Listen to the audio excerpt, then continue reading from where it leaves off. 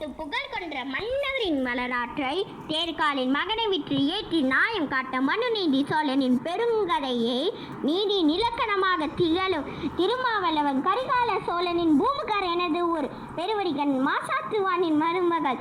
என் பெயர் கண்ணகி. என் முறையீடு என்ன என்று தெரிந்து கொள்வதற்கு முன் நான் யார் என்று முழுவதாக தெரிந்து கொள்வையாக. கண்ணகி கையில் தனிச்சிலம்புடன் வந்திருக்கும் கண்ணகி. நீதி தவறு நெடுஞ்செல்லிய பாண்டியனை எதிர்த்து உரையாட வந்துள்ள கண்ணகி.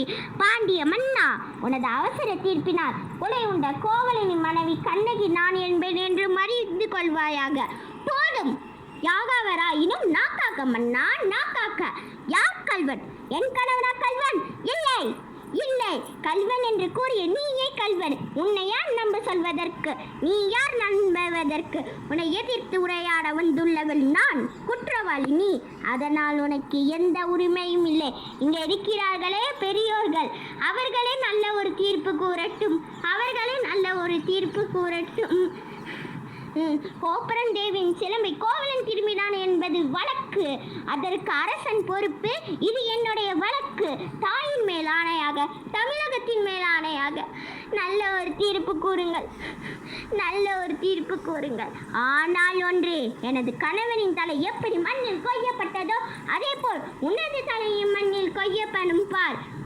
1000 கேள்வியை கேட்டு உன்னை குற்றமற்றவன் ஆக்கிக் கொள்ள துடிக்கிறாயே. இதோ எனது சிலம்பு. இதற்கு இணையான சிலம்பை தான் எனது கணவர் கொண்டு வந்தார். அவரை அநியாயமாக கொன்று விட்டீர்களே. கோப்பிரம் தேவி அணிந்திருக்கும் சிலம்பில் ஒன்று என்னுடைய சிலம்பு. அதற்கு ஆதாரம் அரசே. உனது மனைவியின் சிலம்பில் உள்ளது முத்துக்களா மாணிக்க பலர்களா? ஓ, முத்துக்களா? எனது சிலம்பில் உள்ளதோ மாணிக்க பலர்கள்.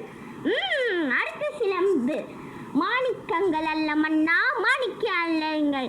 நீதி வரைக்கின்ற இரத்த துளிகள். இன்னும் உனக்கு சந்தேகம் தீர இல்லை என்றால் எனது கையில் இருக்கும் மற்றொரு சிலம்பை பாரு. தமிழகம் சிரிக்கிறது பாண்டியா, தமிழகம் சிரிக்கிறது. நீ தடை குனிந்திருப்பதை பார்த்து 1000 பேர் வந்தாலும் வீரமாக நிற்கும் உனது வீரம் எங்கே? கம்பீரம் எங்கே? வெற்றி திலகம் எங்கே? எங்கே எங்கே எங்கே? தவறாக தீர்ப்பு கூறி உனக்கு செங்கோல் எதற்காக? மணிமுடி எதற்காக? வெண்கொற்ற கொடை எதற்காக? அழு அழு, என்னை காலமெல்லாம் அழ வைத்த காவலனே அழு, நன்றாக அழு.